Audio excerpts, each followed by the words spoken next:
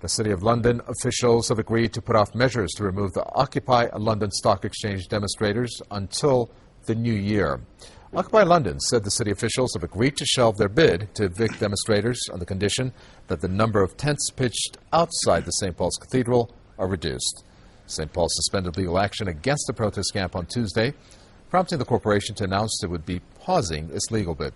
We're going to discuss this Occupy London movement with Spyro van Leemnen, who is one of the organizers of the Occupy London Stock Exchange. Well, Spyro, first St. Paul's Cathedral and now the City of London corporations both suspended their legal action against your movement. Is it a victory for Occupy London? And, of course, does it mean that the movement is gaining more recognition and, at the same time, consequently, being taken more seriously?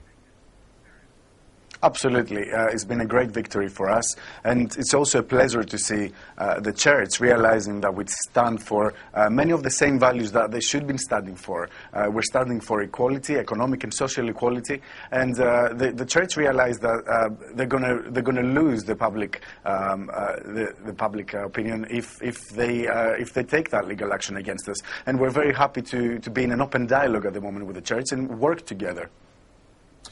Tell us, the viewers, that is, of your future plans. What are you going to do from now on? At the moment, we're trying to collaborate at an international level. There's about 900 cities occupied at the moment around the world. So we do realize that the problems we are facing are global. The financial industries act globally, and also we believe that a solution to these problems has to come through a global movement. And people are starting realizing that. And what we're doing at the moment is raising awareness and creating this democratic dialogue in the middle of the cities to touch issues that have actually been ignored by mainstream politics for quite a while now. People feel that they're not represented by the people who have been elected to represent them, and instead the people who have been elected to represent us, they're influenced by a handful of lobbyists. So this movement provides this democratic forum for all these different ideas to come together. And of course, this all depends whether your movement is going to sustain its momentum, if it's going to have any impact on the British, let's say, the British government domestic, not to mention its foreign policies. Tell us if you think that any of those two arenas you'll be able to at least not only be heard, but make some changes. Absolutely, that's what we believe. This movement, we don't have specific demands because this is not a single issue campaign. We understand that there's something fundamentally wrong with the economic system and democracy itself. So what we're trying to do is we set goals instead of demands. So the goals we have set is to achieve a more democratic financial system and a greater equality at a global scale. So we're working towards that. For example, we're campaigning against the G20 at the moment, and we're launching the G7 billion. How we believe that these meetings should be held, inclusive and participatory, and we don't believe that meetings such as G20 have democratic accountability, taking decisions on our behalf for really serious matters that affect our communities behind closed doors and without any participation from the public.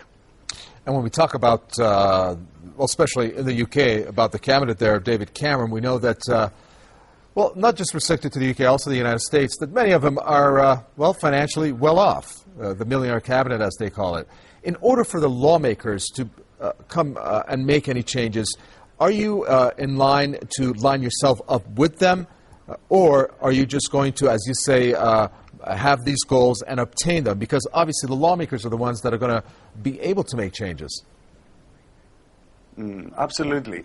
This movement is growing organically, so whether or not it's going to be included in the mainstream politics in the future, or whether it's going to give birth to something completely new? We don't know.